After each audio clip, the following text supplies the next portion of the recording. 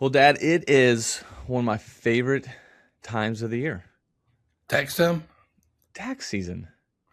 Yeah, I and would, this is being released in early to mid February, this particular episode. So most people are beginning to gather up their material. yeah, this is so fun. I love it. I love it when then all the W-2s and 1099s and 1095s, and I love it when all the forms start coming in. I this is mid-February, close to mid-February, and I know the deadline is typically mid-April, but I get early on my taxes. I love getting all the documents together. It's so fun. It's so fun doing my taxes. Okay. I Okay. know I'm weird. I am weird. My wife gives me the same look that you just gave me. For those who are just listening, my dad gave me a look that I was crazy, but I love it. It's tax season, so I love well, undergraduate in finance. I've Me too. always enjoyed bookkeeping. It's yeah. I have some nerdness in me for sure, but I always love tax season. And so, in honor of tax season, we're gonna have a little story time with you today. We're gonna be talking, and just to give people a heads up, it's not gonna be super boring. But we're going to be talking about bookkeeping today in the church. In fact, this episode and next episode, we're going to be talking about some financial discussions within the church as well. And these are important. These are stories that maybe can serve as a warning, stories that maybe that can serve as a guide. But we're going to be talking a little bit about some accounting and bookkeeping. So you'll make it interesting, as you Well, always do. here's the point. You're forewarning the viewers and the listeners that it should not be boring. I mean, just talking about bookkeeping is going to be a no download for a lot of people. No, no, this is going to be good. Right, Just, right. just Unless there's this few out there like me that are excited about tax season and bookkeeping and all these things coming you up. still would love it. So it's going to be good. We're going to be talking about 4 real stories about how church bookkeepers messed up. And so we're going to hear some stories. My dad has 4 stories he's going to be telling us during this episode. And just to get going here, we want to thank everyone for joining us. This is episode number 359 of the Church Answers podcast. And we're excited that you have joined us. By the way, my name is Jess Trainer. I'm here with my dad, Thom Rainer. We love talking about the local church. We love asking local church questions, and we do our best to answer those local church questions as well. This is why we call it the Church Answers podcast. Before we get into today's topic, we want to take a moment and thank one of our ministry partners. We love Wesley Biblical Seminary. We love how they are focused on developing trusted leaders for faithful churches. They've been doing this since 1974, and they are a seminary that's growing fast. A seminary that is focused on all degrees, anywhere from a certificate to a doctoral degree. And they're focused on the inerrancy of Scripture and the transforming power of the Holy Spirit. They're on the cutting edge on education in so many ways because they have this flexible online format that's designed to fit your schedule. So if you've been thinking about jumping in this year and taking the next step in your theological education, we encourage you to check out Wesley Biblical Seminary. You can go to wbs.edu. Again, that's wbs.edu. And we're partnering with them, Dad. In fact, we have Big program. we have a thing called a bridge program where you start with Church Answers. You take you do a certificate with us that gets you 9 hours towards your master's. And Wesley nine Biblical Seminary. hours at a really affordable price. I That's mean, right. it's knocking it out both in time and in money. Yeah. 9 hours toward the what is theirs? 37 hours. That's good. When I say they have a master's that's 37 hours long. And so you could start with Church Answers. So go to churchanswers.com, look it up for our bridge program, get 9 hours, then jump over to Wesley Biblical Seminary and finish your degree and get an accredited master's degree. We'd love for you to do that. So go check them out at wbs.edu. Check us out at churchanswers.com. All right, Dad, 4 stories. You're going to be talking about some things you've seen over the years in terms of bookkeeping. And going to be a lot more exciting than tax season for sure. But we're going to look at 4 different stories, and again, just I think for this one and the next episode, it's important for us to put a little disclaimer on here. We're not accountants, we're not tax advisors, but we are talking about some things maybe you should be careful of from an accounting standpoint in the church. And so this first one, you're calling it the miscategorization story. All right, before I get into this story time, your mom likes for me to give her news almost every day, and she says, "Tell me some stories." So she wants me to tell what I've learned in the news in a story fashion. So I have several sources of news that I read, and I say, here's kind of the highlights. Here are your stories. Sometimes she falls asleep, but she likes to fall asleep that way. You're her The, melatonin. yes, these are going to be stories as well. And I just simply want to say this: too many churches, too many church leaders do not invest in someone doing their books if they don't have a really good bookkeeper to think we can save money. Right. Well, you can save money, but one of the reasons that our ministry partners, Cheney and Associates, and we'll put a link to there. They're not the sponsor for this, but one of the reasons they're a ministry partner, we went to them and we said we got to find someone that we can recommend to churches that can take care of this bookkeeping. It's it's too expensive not to do it. So that's just what I'm saying. We pay for a lot of things in churches, Mm-hmm. and sometimes we cut costs too much on this particular one because you get in trouble. So I want to say that. So the miscategorization story, they're different miscategorization stories, but this one happened recently. All of these stories except the last one that we're going to tell happened recently, and the reason I know they happened recently is I heard one of them in a coaching call, and I saw two of them on Church Answer Central, which is our forum of ongoing communication with pastors and other church leaders. Nearly 2,000 represented there. So the miscategorization story is simple, except this story became a debate. Do you get a W 2 as a pastor, or do you get a 1099? Okay. Now, you say, okay, I'm already bored, or you've already given me numbers, W-2, 1099. Maybe the story is this: do you not want to go to jail? Well, that's an overstatement, okay? But do you want to follow the law? Do you want to stay out of trouble, Pastor? Do you want to avoid audits? Do you want to avoid the IRS sending you one of those letters that I have received 3 times in my life? And I was exonerated all 3 times, just to let you know. But it has come to our attention that such and such, and you read that letter and it's just this sinking feeling. Jess, I've told you, but I think I mentioned some of these on this podcast, but one of them was they said, we do not find it realistic that the amount of money you gave toward your church for your income level is something that actually happened. So Okay. that, You that was, fabricated it. I fabricated what I gave to the church. So it took a while, even with the documentation, it took a while. But this is one that can get you in trouble pretty Mm. quickly. Is your income 1099? Now, what does 1099 mean? 1099 is typically called an independent contractor. If you get into a car with Uber, that driver gets a 1099. If you have a handyman show up at your house and say he's just it's his company and nobody else's, the income you give him is a 1099. It's a contractor pay. It Mm-hmm. is self-employed pay. Right. Ministers, where the confusion comes in, I'm not going to get into all the details. Ministers can be considered both, but in terms of their actual pay, the W-2 is what the church is supposed to give you, Mm-hmm. not the 1099. If you are getting a 1099, if your bookkeeper is telling you you're supposed to get a 1099, stop it. Stop it. And here's the story. The bookkeeper fought this in the church, according to what we were seeing in our forum. The bookkeeper, despite the fact that CPAs got involved, knowledgeable people in the finance world, the bookkeeper insisted that the 1099 was correct. It ended up being in a church conflict because the bookkeeper would not back off. We're going to have another one like that. But that's the story of this miscategorization. We could give others, but that's the story on this one. Yeah. Yeah. And again, we're not offering tax advice on here. But there's no tax advice there. That's just the law. there are some 1099s in the church. But when we're talking about your primary salary.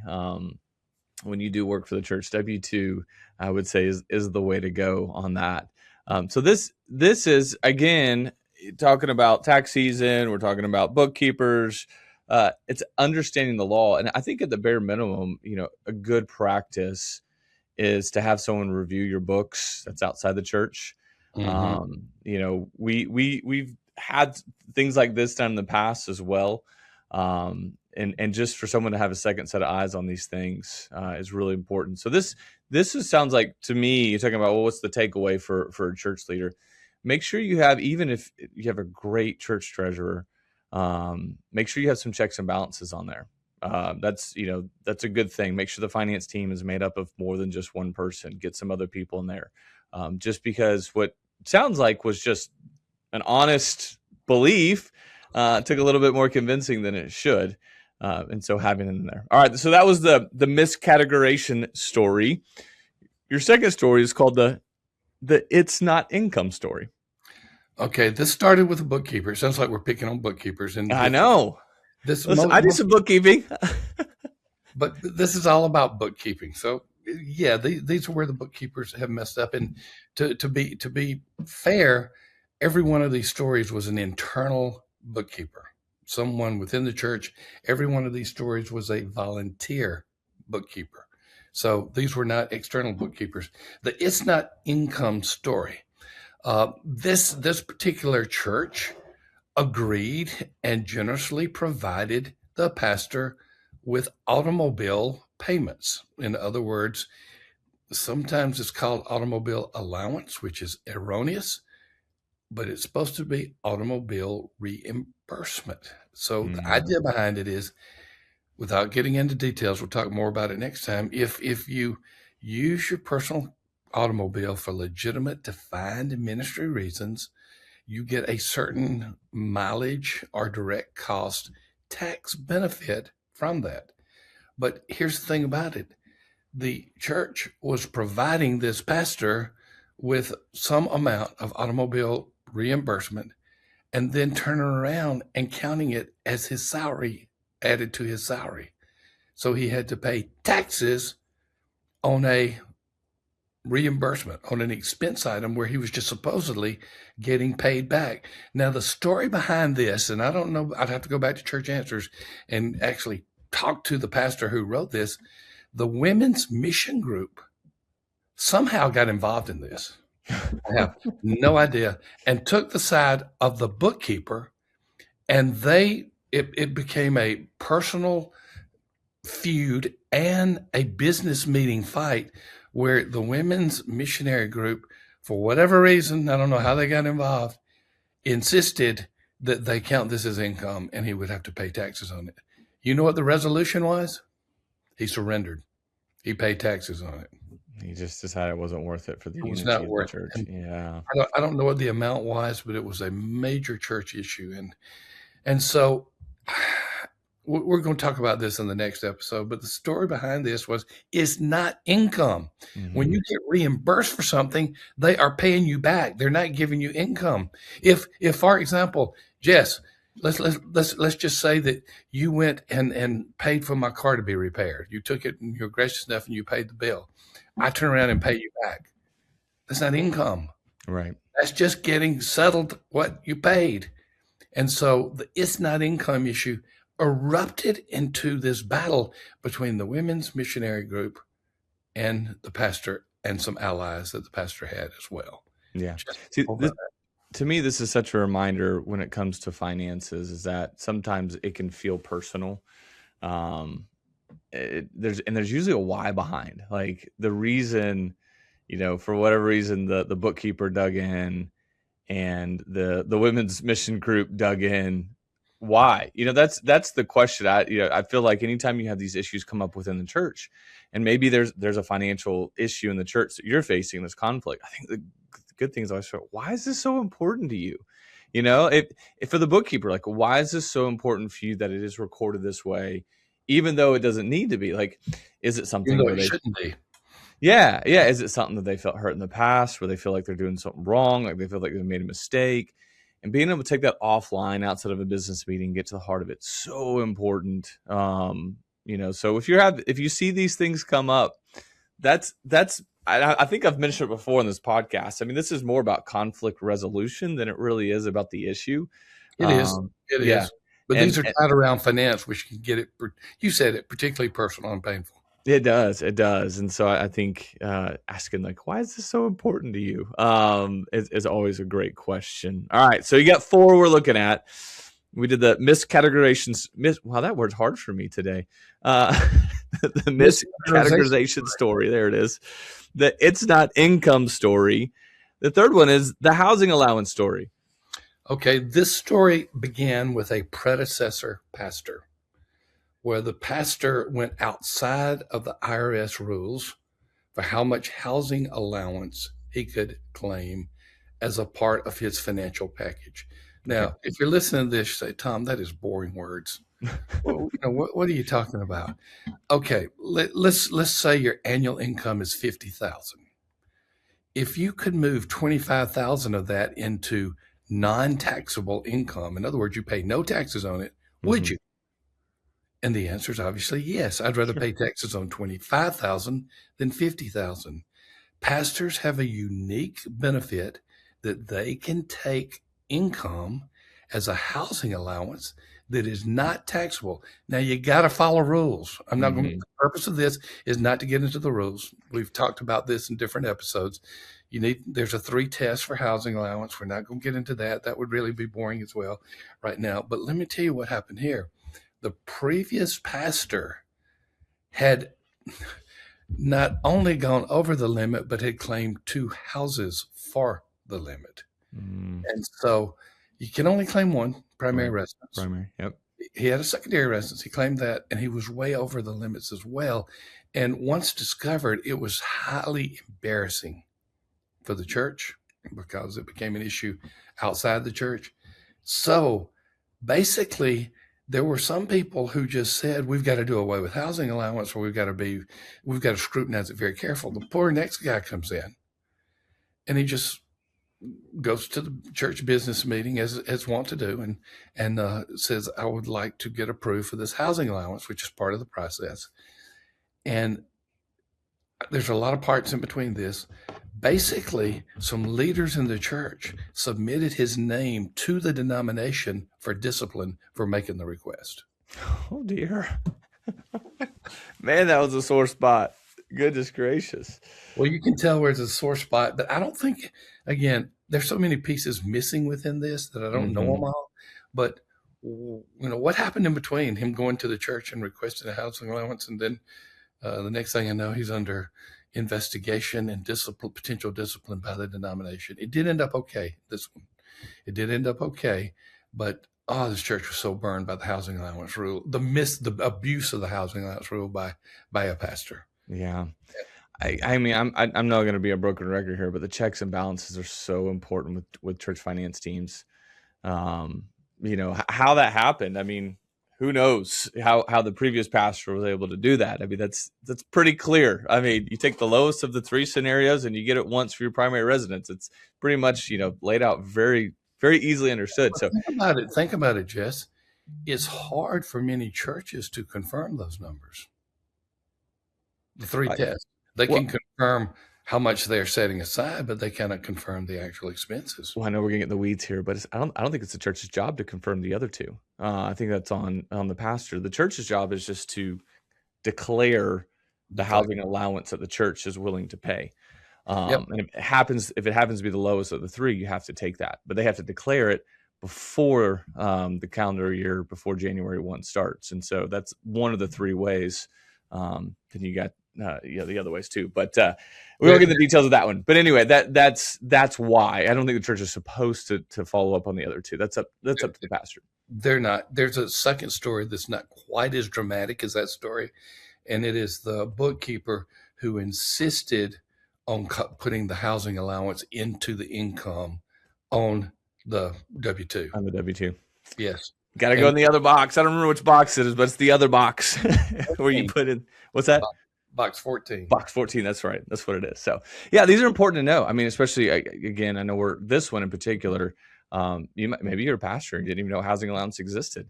We encourage you to go look it up, talk it with your church finance team. It's a little late in the game for this year, but you could definitely look at it for next year as well. We'll give you a link to a book by your brother on housing. Oh yeah, that's great. And we'll put the minister's housing allowance. Isn't that the name of it? The minister's housing allowance. The minister's salary. Is it? The minister's salary, I think. Yeah. It'll Yeah. be in the link. We know the book well. That's It's actually a very good resource, small book that can help you a lot in this area. Yeah, it really is. All right. Well, that was our third story. We got time for our fourth one here. The mad treasurer story. This should have been I should have given more time, but it's going to be the briefest amount of time. This is my story. I was leaving a church. Okay. Had turned in my 30-day notice as required by the Constitution bylaws. Everything was fine. And then I just happened to notice on my last paycheck, which encompassed, I could get into why, but it encompassed two retirement segments that should have been on there, that my treasurer had decided not to pay my retirement for the last 2 months. I saw it on one, and he decided not to pay it for the last two. Just didn't feel like it? He didn't like me. Oh. He just did not like me. Maybe he had reason not to like me. I don't think I did. But anyway, I confronted him, and he was recalcitrant, and he was not going to budge. So I just, 2 payments to my retirement fund. Okay. I'm not going to leave making that an issue, except with the treasurer. Sure. Yeah. So that is my story. Here's the thing about it is when you have someone internal doing the bookkeeping, it is always possible that personalities and emotions can get involved that shouldn't be involved. Yeah. I'm a big fan of the external bookkeeper, external accountant. I know not all churches do that, but this is one of the potential reasons why. Yeah. I think that's your one or two options that we've mentioned. One, external. We love Cheney Associates. We love what they're doing. Check out the link below.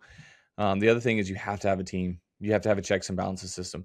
And if you've been in a church that has a long time established bookkeeper, it could be a little bit more difficult to do. But you got to start figuring out how to build a team so that there can be reviews. To me, that's super important, because even in this instance, and someone who's reviewing the payroll should have caught that. Hey, we missed 2 payments here, to your story. I caught it. Yeah. And then you have to decide too, as a pastor, you decided it wasn't worth the not on my way out. Now, if that had been something that he had decided on his own to stop, and I was still employed by the church, I would have done something about it. Sure. But forfeit 2 monthly payments to my retirement, I'm not going to starve or die as a result. Yeah. Well, these are 4 real stories about how church bookkeepers messed up, sometimes with good hearts, sometimes, as we heard with that last story, not good hearts. But I think the moral of the story is that make sure you have a good system in place with your finances at your church. It's always good to have those conversations. It can be hard, it can be difficult, but look at doing an outside accountant, outside bookkeeper. Look at having a team that can have checks and balances systems. I think it's super important, super healthy. And then the other thing too, the healthier you are with your finances, the more people are encouraged to give. They will trust you. Trust they will. builds up the stewardship. So you're exactly right there. That's so good. All right. Well, we want to thank Wesley Biblical Seminary one more time. We thanked them at the top of the podcast. We want to thank them again here at the bottom of the podcast. Wesley Biblical Seminary is focused on developing trusted leaders for faithful churches. What's so cool about what they do, and I mentioned it before, they have this online flexible format. We had, again, somewhat recently had Andy Miller on the podcast, who's the president of Wesley Biblical Seminary. They have this system where you can go and watch the lecture live. There'll be a professor somewhere teaching. You may be, 4 states away, wherever you live, you can watch it live. What's cool is if you miss the live lecture, you got 48 hours to go back and watch it again, or watch it a first time within that 48-hour window. It makes it accessible, and it makes it like if you have a full-time job and you just got late to work, or you had called in for some reason, you have 2 days to catch up. So Wesley Biblical Seminary is all about helping you get that theological education that you've been looking for in a flexible online format. So go check them out. Go to wbs.edu. That's wbs.edu. Again, we mentioned that Church Answers has a bridge program. We'll give you your first 9 hours through one of our certificates towards a master's degree at Wesley Biblical Seminary. Go to churchanswers.com. Look at our bridge program. We'd love for you to check that out as well. Go and just look. Go see what they can do. So thank you to Wesley Biblical Seminary, one of our ministry partners here at Church Answers. Well, we are in that season, February through April. We're talking taxes, we're talking bookkeeping, and we're going to be continuing this in our next episode. And we're going to be looking at how pastors are taking pay cuts without taking pay cuts. So if you're curious what we mean by that, go ahead and check out this next episode. I believe it's already dropped by the time this podcast is dropped. So go check it out. Until then, we look forward to seeing you on the next episode. We'll see you real soon.